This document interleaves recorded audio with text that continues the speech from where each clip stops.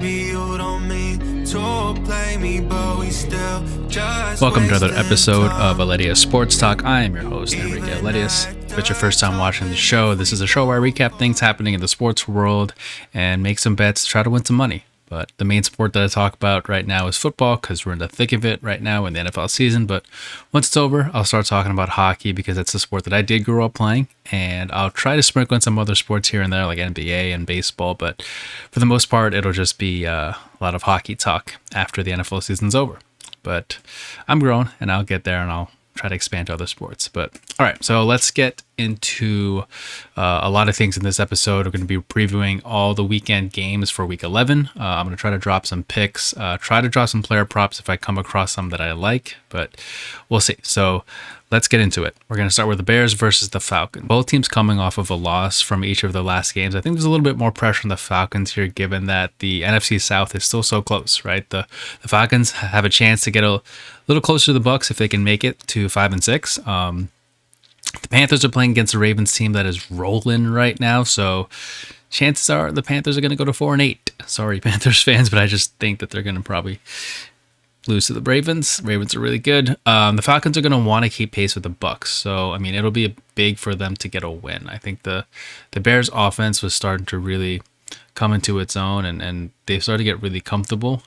Honestly, though, I do really like what I'm seeing from Fields.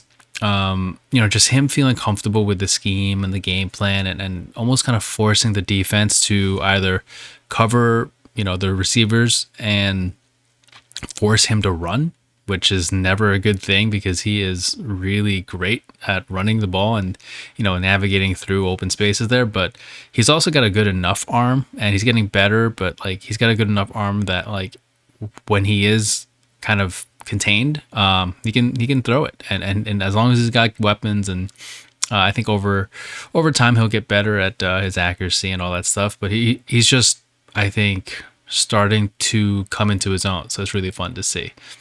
Against the Lions, the Bears, and Justin Fields, they proved that they really can put up a lot of points. And what's impressive to me was that Fields didn't even throw for over like 200 yards, but they put up 30 points. So he had 147 rushing yards, and Colcom had 2 touchdowns. So this is a Bears team that is starting to get into a rhythm on offense. I think one of the key things for the Falcons is to be able to contain Justin Fields, right, and avoid having him have those big plays down the middle on the rush. I know last game it was pretty bad showing for Marcus Mariota, but the thing with him is his inconsistency, right? Like it's not that he always puts on those kind of games as he did last week. It's not like he's consistently not playing well.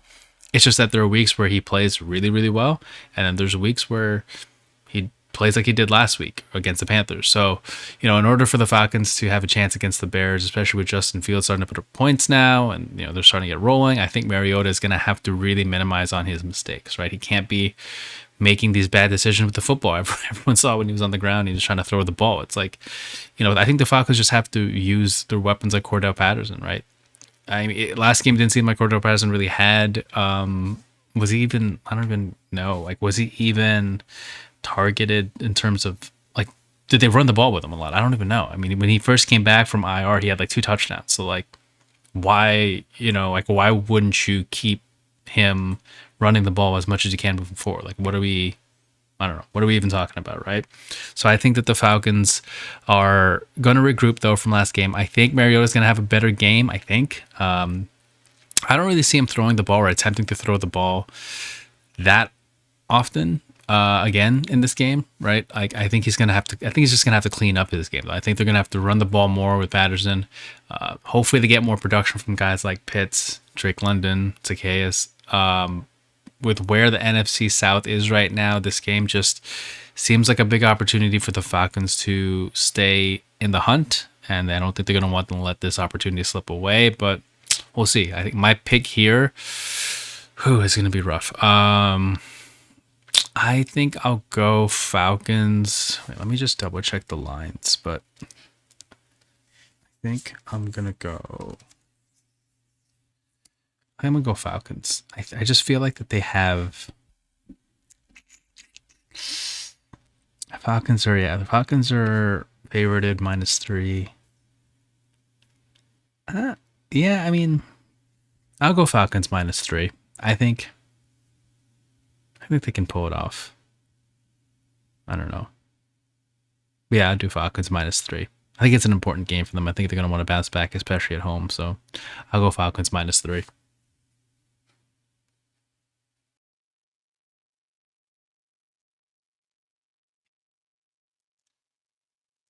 All right, next up, we're going to talk about the Colts versus the Eagles. It's going to be a big game for both teams. Personally, I'm on the side of hoping that Jeff Saturday gets success. I know a lot of media pundits and analysts out there, or people who think they're analysts on Twitter, thought that the whole Jeff Saturday hiring was disrespectful and all that bullshit. I don't know. Like, Jeff Saturday had played for 13 years, right? He played 13 years in the NFL, highest level, played with Peyton Manning. He's part of the Ring of Honor with the Colts. I don't know, people want to talk about credibility or whatever, disrespect to the game. Like, I just think he has credibility to step in as a fucking interim head coach, right? Like, it's just an interim head coach. He's not signed on for 8 years or whatever. And I also think that, like, him being, in this position opens a door for other players if he has success. So, could be a good thing for him, but whatever. I know everyone's going to be ticked off at that or whatever, but whatever. Moving on. But the Eagles, though, they just came off of a loss against the Commanders. I think Nick Sirianni is going to be, not happy about that. I think they make the proper adjustments. I'm not worried at all about the Eagles. Like, I think they're going to get back on track. This could be a big get back on track game for them. I think in watching the last game of the Eagles, it wasn't even like I thought they played badly. Like, I thought they actually started the game off really well, right? They came off, just everyone thought, or at least I thought that, like, okay, they just scored right away and they're just going to keep rolling and rolling. And I don't know, I just felt like they kind of slowed down because they didn't really execute on defense. Couldn't get back possession of the ball that often in that game. And, some drop passes. And, of course, the last play of the game, whatever. That was such a weird call to me. I thought that, like, yes, technically Taylor Heineke gave himself up, but, like, the way he did it, it just felt like, I don't know, how can you tell? And people talk about Graham being, like, I don't know, 6 yards or whatever yards away, and he had so much time to get ready for it. But I feel like every time they replayed the play, it was like in slow motion, in real time. Whatever. I think a lot of people have opinions on that. I didn't think it was a good call, but I just feel like also Jalen Hurts didn't really even play that badly. It's not like the Eagles choked or anything. Again, they were one score away and one bad call away from them basically winning the game again. And no one's talking about the Commanders, and everyone's saying that the Eagles are going to go undefeated. Miles Sanders had 54 rushing yards, Quez Watkins 80 yards receiving. Again, in the first quarter, Eagles looked like they were the Eagles they had been all season. I just think some of the mistakes that we've seen in past games that didn't cost them last time, they cost them this time around. So, that questionable flag and all that stuff. But I just don't think at this point it really matters. Like, they're 8-1. Like, they're going to be fine. I think the Eagles still played a solid game. And they're going up against a Colts team who they're starting to kind of heat up. Maybe, I don't know. They look pretty good. I think it's kind of weird how the Colts haven't played well this season when on paper they just should be a good team. So yeah, I'm interested to see how Jeff Saturday schemes up the offense against the Eagles. I think the Eagles. I'm curious if the Eagles will rely on the rush game, or are they going to see a bunch of drop back and throws by Jalen Hurts. It should be fun to watch. I think the player to definitely watch out for, though, in this game is going to be Jonathan Taylor. Last week he had 147 rush yards, which is insane, and then got a touchdown. I think definitely is going to be a big part of the offense there for the Colts. The Eagles are ranked 20th in opponent rushing yards per game, and they've allowed on average 154 yards in the last 3 games, so giving up about 5 yards per carry to running backs this season. So I think Jonathan Taylor is going to be factored into that offense. Indianapolis in the past 3 games have given up an average of 81 rushing yards, so I think they're going to keep an eye out for Jalen Hurts' run game. I think the Eagles might rely more on the pass game. I think A.J. Brown's going to bounce back, and the rest of the team on the offense is going to be better after having a couple of drops that cost them a couple points there. But, especially that one where, if he just catches that, and he's basically in the end zone at that point. But, yeah, I'm going to take the Eagles. I hope it's close, though, for the sake of Jeff Saturday. But I'm going to take the Eagles.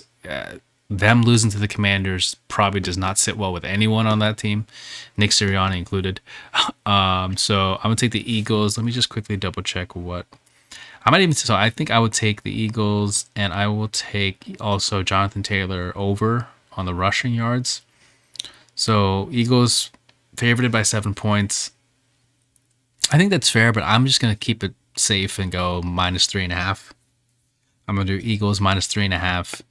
And for props, I think I would like, it's not posted right now at the time that I'm doing this, but I'll just post, I'll just pick Jonathan Taylor's over, whatever his rushing yards is. I'll do over. And Jalen Hurts too. I just feel like that, I don't know. I feel pretty good about saying that they're both going to get over in the rushing yards. All right, now the Jets versus the Patriots. This is going to be an interesting one.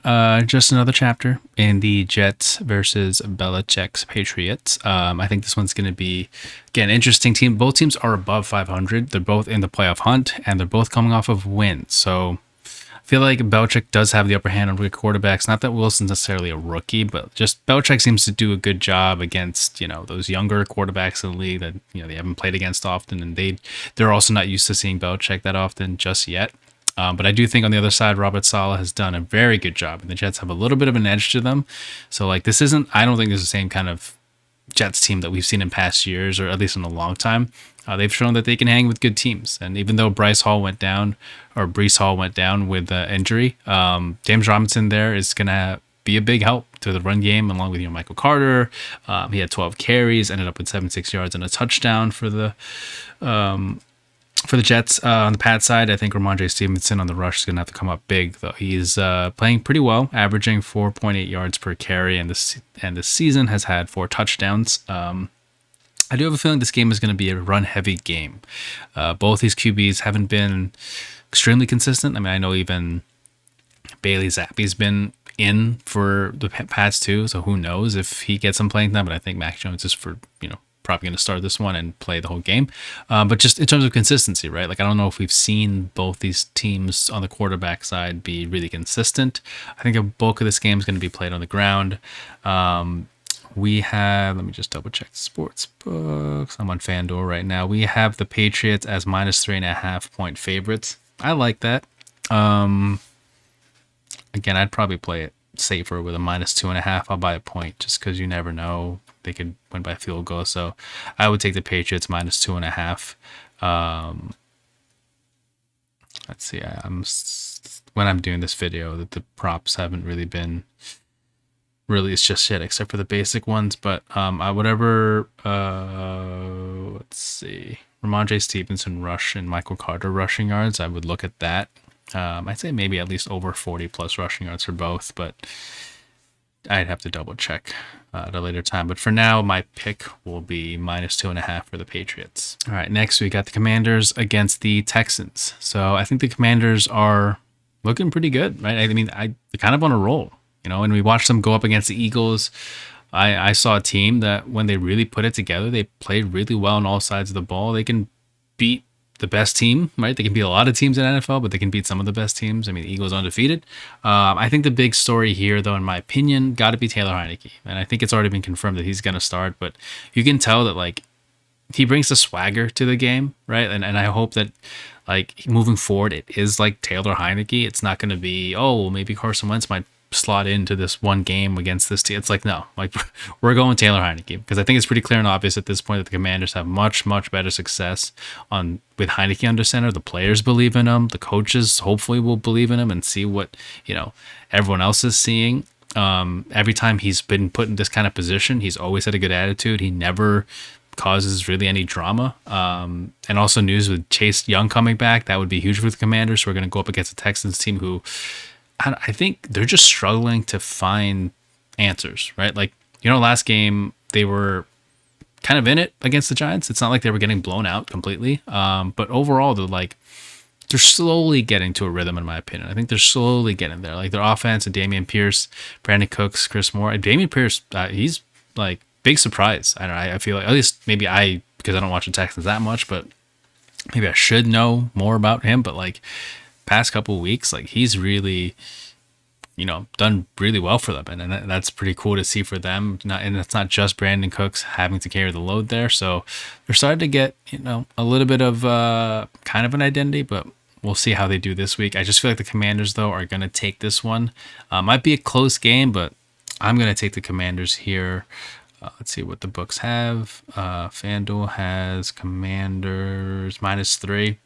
That one I actually like. They have a -3. I'll take Commanders -3. That seems reasonable to me.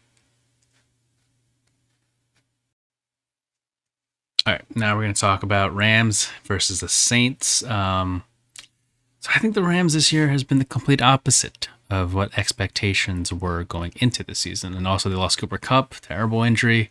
I don't know if Matty Stafford's going to be playing. I think I don't know. I'm not too sure if he's playing. I'm pretty sure it's confirmed, but I'm not 100% sure. So, but if whoever's playing, I think he's questionable, but expected to clear protocol and play on Sunday. So, yeah, he could be playing on Sunday.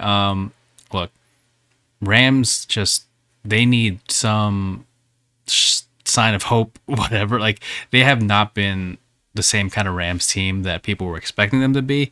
The team that they didn't want to, the team they wanted to be, the teams they were last year. Like, this team is basically Cooper Kupp, and he's gone. That sucks for him really badly, but like, they're gonna have to figure out how are they gonna put up points without Cooper Kupp and be competitive in games, relying on other people. I think they will. I mean, Sean McVay, he can figure that one out. It's gonna be a little harder though, especially now with the Saints, or going up against the Saints, putting up points against them. Again, not that they've been exactly the same defense they've been in years past, but like, it's still going to be hard to play against them. I think this is going to be a low scoring game. Maybe think I'm taking the unders.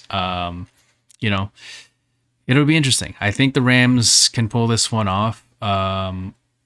Maybe. I don't know. Just 'cause I honestly have a hard time thinking that they can like pull it off cleanly, just because their O-line already was struggling, and even when Matty Stafford was there, their defense is like their only bright spot in my opinion. But then again, like we saw at the end of the Bucs game, I know it's Tom Brady, but like they had 45 seconds left. They're not even, right, and they just gave up like a drive with no timeouts, with no Bucs timeouts. So I don't know. They've got to get some positive in their game, just to give them some, I don't know, level of motivation or encouragement to just, because they're not really in the running. I think if they lose this game, it's going to be really difficult for them. But I think the big key here for the Saints, on the other hand, is that whether it's Andy Dalton or Winston, I think they have to stick to the run game with Alvin Kamara. I don't know. I don't know how much they want to test the secondary with Jalen Ramsey back there. So I think that if they just run the ball, they'll get more success than trying to, test that Rams defense. But we'll see. Should be an interesting game. It's like battle between two teams who are just struggling, and I don't know if it's really on the top of my list to watch this weekend, but I don't know. I'm interested to see between the two, like, what is going to be the future of each of those teams depending on how the rest of the season goes. And yeah, I just think that the Rams are in a bit of more of a hole because their top offensive production is gone now, and I don't know who else is going to step up, or like there are people that should be stepping up. I just don't know who actually is. So I think in this one, let's see what the line is. Saints are favored by 3 points. I'll take the Saints -3. That would seem fair to me. I would take Saints -3 on that one. All right, now we got the Browns versus the Bills. Man, so this game is going to see, my opinion, I think we're going to see Josh Allen and the Bills just go absolutely scorched earth on the Browns. Might be a bold prediction, but I just think that the way they lost that last game, the fact that they are now third in their division, we are going to see a Bills team that is going to look to demolish the Browns if they can. Now the Browns, they're a team that, like, we may think that they're just going to roll over, but they're not. I think that they had a big win. They had a big win against the Bengals, right? And had a close game against the Ravens. Also, who knows with the way the Bills have been playing, getting upset by the Jets, losing to the Vikings like they did, that those two losses, at least mentally, sometimes like you hope it doesn't get to them, but sometimes those stick in your head a little bit, right? Like, it's just they started off on a roll, I think in both games, and then they end up losing. It's one of those things where if they're not careful, it can kind of stake in the head a little bit midway through this game. I don't think it has been as heartbreaking as as people may think it is. It's not good that they lose two in a row, but I think they can still come out on top.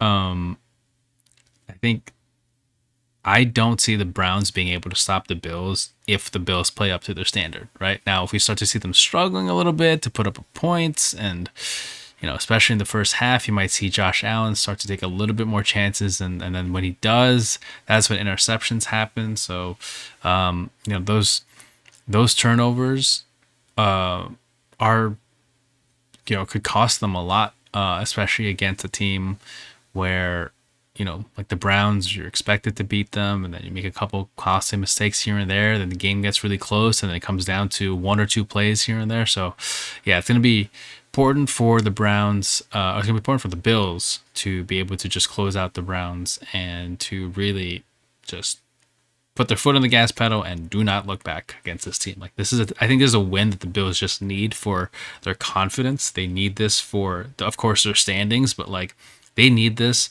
to basically show the NFL and themselves that like no, we're still here, and we are still a wagon, and we're still the Bills, and we are not going to let this fucking thing slide away from us. But again, I'm not worried about the Bills. I don't know. I just thought they still looked good. And also, the Vikings are a good team. So last week's loss wasn't really, I don't think it was an indication of them being a bad team. It's just a couple of turnovers, a couple of bad, the snap, that QB sneak, or I'm sorry, when Josh Allen dropped the ball, it's like, it happens. It's football. You're at the one, or basically you're at the end zone. So stuff like that happens. But overall, though, especially with the quarterback situation with the Browns, I think Bills take this one. I think this maybe there's a chance though that Brissett could look at this as one of his last games, so he's going to want to go out and show people that he's capable of getting an opportunity to play elsewhere. We'll see. We'll see how he does. I don't think he's been that impressive this season to kind of warrant like having so much attention, but he's giving them a chance, and that's kind of all I could ask for. I think in the end though, this is going to be a get back on track game for the Bills because they have the Lions next week, and the Lions, they themselves are not really a team that's also just going to roll over. Then after that, they have 3 division games coming up, which is huge for them in the standings. So yeah, I mean, they just need this win. Like I'm saying, like I think they are going to go fucking scorched earth on all these guys, and I wouldn't be surprised if they put up like 50 points this game if they can. But yeah. My money's on the Bills here. Let's see what the books have.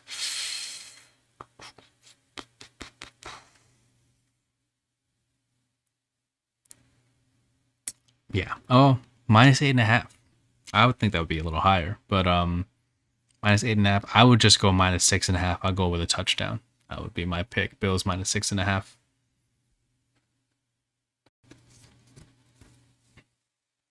All right, now we got the Panthers versus the Ravens. I think this game, the Ravens are going to keep on that hot streak that they're on. I just think that right now they're playing some really, really good football.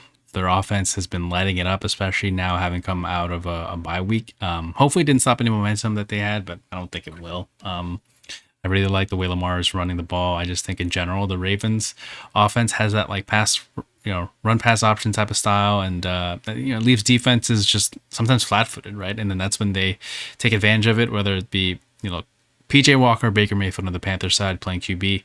I don't think it makes a difference. I just think that like the Ravens are going to run the ball right down the Falcons, or I'm sorry, they're right down the Panthers, and when playing against the Falcons, like compared to playing against the Ravens for the Panthers, is very different. So I think that the Panthers are going to have a lot on their hands this time. The Ravens have 5.5 yards per carry. They're 7th in the league in rushing attempts. Lamar is leading the team around 70 yards per game, averages around 7.4 yards per carry, and he has 2 rushing touchdowns on the year. So yeah, he's pretty good. I think the cards are basically stacked against the Panthers on this one. I really like the Ravens here. I'm thinking they may even win this one by 2 scores. What is the line for the books? Yeah, minus 13. Yeah, minus 13. I wouldn't even think that that's too crazy to do, but I would just do minus 6.5. I think they can win by a touchdown. That'd be my bet. Ravens minus 6.5.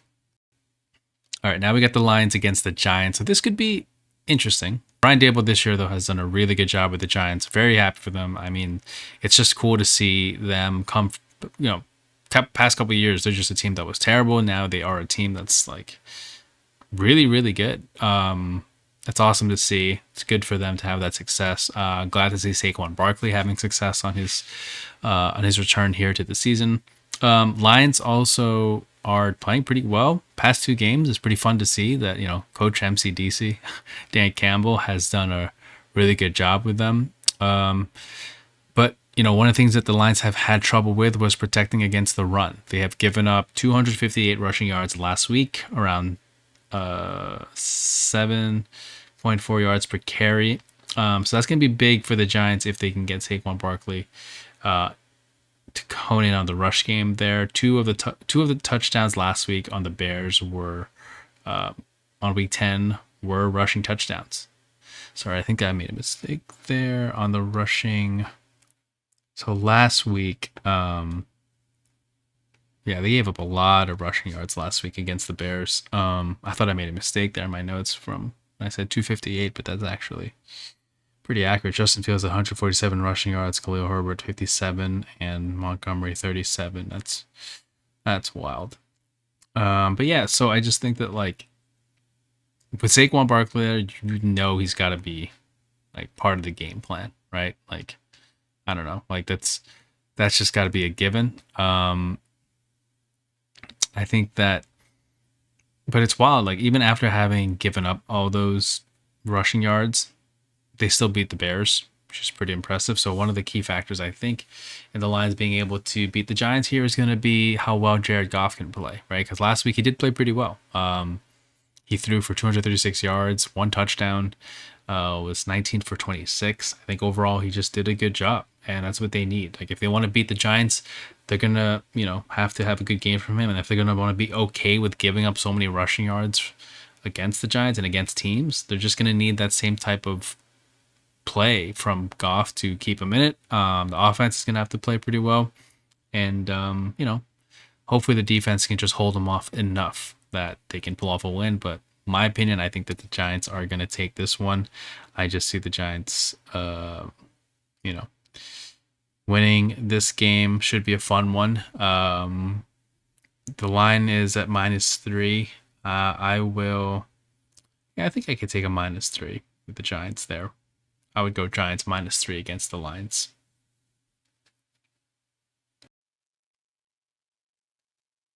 All right, now we're going to talk about Raiders versus Broncos. So I don't know, between these two teams, which one of these guys is in more of a desperation mode than the other? I think on the Raiders side, they just had such big expectations going into the season, getting Devontae Adams and having Derek Carr there. But it's just really confusing to me, why they aren't a really good team right now. Could be comes down to coaching. Also, maybe that Derek Carr has been struggling this season to really elevate himself into that elite level of quarterback. I don't know. I just think that he's a good quarterback. I think that he has a good mindset and good mentality, but at the end of the day, he just has to execute. The whole team has to really get there. Josh Jacobs has been, a good guy for them. Of course, Devontae Adams, but I don't know if you can just always rely on Devontae Adams to always be the guy, right, to score. That's what he got paid for sure. I get that. But what I mean is, at some point, you also need other guys to step up a little bit. Just trying to look through some of the stats here from last week. Josh Jacobs, 78 yards rushing, 21 carries, had one touchdown, which is pretty good. But again, Devontae Adams, by far, 126 yards, 9 receptions, got a touchdown. This guy always seems to get touchdowns with Derek Carr there. Again, Derek Carr didn't play bad. He had 248 yards. That's really good. Had 2 touchdowns, 24 for 38. It's really good, but they just can't seem to pull off the win at the end. And he did get emotional and everything, but weird thing is like it just comes down to winning and losing, right? Like some quarterbacks the past week like didn't even throw for over 200, and yet like they win the game, and everyone looks at them in a better light than they do with than Derek Carr. But and I know, yeah, you can get emotional and like people might feel bad for him, but at the same time, you can root for him or you feel sorry for him and all that, but like it comes down to winning and losing, right? Because everyone's trying to win, everyone wants to do good, and everyone wants to have success. So it comes down to winning. Now Broncos, on the other hand, they're just also really struggling, but I think they're just also struggling to like string together good quarters. I feel like there's like flashes of good play, but then they can't seem to get into a rhythm of like offensive drives. And like I made a video earlier, a couple weeks back, where like their defense has been playing incredible this season. And I think that their defense deserves so much better than the record that they have right now. Again, I think it comes down to Russ, right? Having trouble really getting production in the offense. It's funny because I think that he's basically like the opposite of Derek Carr in a way where, you know, he's that same happy-go-lucky Russell Wilson that we're all used to seeing. And I think some fans are just getting a little impatient with him, being that way, right? Like Derek Carr showing a lot of emotion and different emotion and all this and that, but like Russell Wilson's just always like, yep.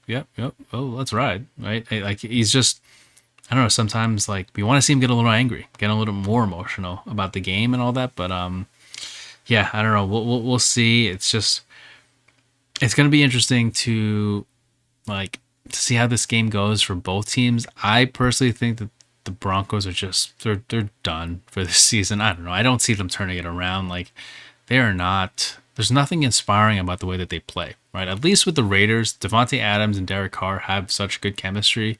You just like you see it and you see them clicking. You see flashes of good play. I mean, the Broncos have flashes sometimes, but like it's not even like they just have a coherent, like a together like mindset, right? Like the Raiders, at least there's a level of camaraderie you can tell with the guys, with Devontae, with Carr, Josh Jacob, like all those, like there's a level of, they're in it together. I don't know how Josh McDaniels is with the players and everything, but just with the players themselves, with the Broncos, it's like you hear these rumors of Russ having his own office or like not like knowing, like seeing guys right in front of him or whatever that are open. So yeah, I mean, it's going to be, might be an ugly game. Maybe, who knows? Maybe we'll see the Raiders, completely just start to pull it together. Maybe the Broncos will start to pull it together. I don't know, but I think in my mind, I'd take the Raiders between the two of these teams. I just think that they have a better chance of like getting it together and pulling a victory here. I'm gonna say what's the line? Yeah, 2.5. So Broncos are favored at -2.5. I would go Raiders. Like I would even go Raiders money line, just for that plus money. But Raiders plus 2.5 doesn't seem too bad. I would go Raiders money line. That's gonna be my pick. Raiders money line. All right, next up, we got the Cowboys against the Vikings. Big win for the Vikings, right? Like we talked about earlier. I think that win just gave them that extra boost. They have a big boost of confidence now, right? They can just find ways to win. I think that they're so much a well-oiled machine, right? They just keep finding ways to win. I think they're extremely well coached. Kevin O'Connell has shown that he's done a really, really good job. Kirk Cousins has really stepped up. I think the narrative with them was always like, oh, well, they won, but they didn't really play against the great teams. Oh, they won, but this. They won, but that. And I think now it's like you beat the Bills the way they did. Granted, right, like Josh Allen fumbles the snap. I don't know if he doesn't fumble the snap. Are we still having the conversation of them being really good? I think so still, but they won the game. Give them a lot of credit. Justin Jefferson, the rest of the whole team, they're all stepped up. It's really awesome to see. I think they're all really bought in. I think they're all really like they all have this belief now that there really is not a team out there that they can't beat if they are just all locked in and dialed in. I think they're going against a Cowboys team that's trying to find their footing a little bit. I don't think that they're a bad team at all. I just think that injuries to Zeke, stuff like that, it can kind of throw off their game. I think that the overall Cowboys are a solid team. Last week they just had one bad quarter, and it kind of cost them the game, right? They had a bad fourth quarter, and I think this time, like, the Vikings are gonna have to play every quarter well. I'm sorry, the Cowboys are gonna have to play every quarter really solidly, just because like the Vikings are a team that if if you take a quarter off from them, like they're gonna take advantage of that. I think that the Vikings are a better team than the Packers, right? And right now, at least in this season. So any mistakes that the Cowboys make, they're going to pay for it. I think they have to really just be careful on all sides of the ball. I think that they, like, of course they have Trayvon Diggs, but like, you have to watch out for, like, anytime he tries to make those interceptions, it's awesome and that's great, but you also have to be careful that you're not going to give up that like deep coverage in an effort to kind of seat down and make an interception or whatever. But yeah, I think it's going to be a good matchup to see Diggs in the backfield, and you're going to have Justin Jefferson there. It's going to be fun. I think this is going to be a fun game to watch. I think a key for the Cowboys to win is to be able to put pressure on Kirk Cousins. Of course, you got Micah Parsons and the Cowboys pass rush. That's going to be a big factor. They are ranked first this year in pass rush with 35 sacks. So that's going to be a big thing to watch out for. Should be good. Should be an interesting game. I'm really liking just the Vikings though this year. I think in general, like, people again have not given them enough credit. They're really good, and I think that they deserve the record that they have. They're a really solid team. I'm gonna go with them in this game. I think that I'm gonna take the Vikings spread. They are minus. They're actually underdogs. Wow, that's interesting. I'm gonna go Vikings. Like, I'm gonna go Vikings money line plus money. I don't know why that they are not the favorites here. This is weird, but whatever. At least on FanDuel, they're plus 106 on the money line. I'm gonna take that. I'll take the plus 106. Yeah, that's interesting to me. Vikings money line for my pick this game. And now we got the Steelers going up against the Bengals. I think in this game the Bengals are coming in hot with a bye week. Also a big win against the Panthers from week 9, and they're gonna go up against the Steelers team that was able to beat the Saints. But I think in that game it kind of was more like Andy Dalton, who was the reason the Saints lost. I mean, he didn't really play that well, but of course you got TJ Watt coming back to the lineup, completely changes the dynamic of the defense. I think it's gonna be interesting though to see how well the Bengals can protect Burrow in the pocket, right? And when you got people like TJ Watt, Cameron Hayward, that's gonna be important for the Bengals to really just protect them in the pocket there. I do think that the defense though is very much improved though with TJ Watt back. I think that they just look different now. But on the other side of the ball, it's still a young QB, Kenny Pickett. Offense hasn't been as impressive. Bengals on the other hand, they're really starting to come into their own. Like that offense, Joe Mixon, T. Higgins, they're missing Jamar Chase for sure, but like they can still put up points. And this is where I do think that they have the advantage here is like their offense is killer. Like they really can go. The Steelers, they go as far as Kenny Pickett can go. Like it's, Najee Harris is there too. And I don't know if he's been as good this year as he has in the past, but it's been, I just think that the Bengals have more depth, and like if they don't have Jamar Chase or whatever, guys step up. Hayden Hurst steps up. Tyler Boyd steps up, right? I think their team is just a little bit more complete compared to the Steelers. So my pick here is going to be the Bengals. Bengals are 3.5 point favorites. I'd take that minus 3.5. That would be, my opinion, a solid pick for this game. Bengals minus 3.5. All right, up next we got the Chargers against the Chiefs. I mean, it's going to be really hard to bet against the Chiefs in any situation, but especially one where Chargers are coming off of a loss against the Niners, where like the Chargers just, to me, I don't know, they just seemed a little inconsistent. Like, and it just seems that way from game to game. They seem a little inconsistent. It's one of those weird things where like they have so much talent in Justin Herbert, right? And they got great players and Eckler, Keenan Allen, like. Bosa, I think he's hurt actually, but like just in general, right? They have all the pieces, it seems like to be a really, really good team, but they just can't seem to like put it together in the long haul. I don't know. Is it the coaching? I don't know. I don't know. Like, it's weird. Like they had the lead on the Niners, and it looked like they were playing pretty well halfway through, and then it kind of just turned around and went the Niners' way. Right. The Chiefs, on the other hand, these guys look unstoppable. It seems like every time there's a situation where they may be down a key guy, or they lose Tyreek, and people start doubting them. It's like they just put someone else in there, and this guy becomes just incredible. It's like this year's Isaiah Pacheco. Like, he's stepped up so much this year. He's become one of the main guys in the rush game, and like also good last week to see Travis Kelce back in the end zone, get production from him again.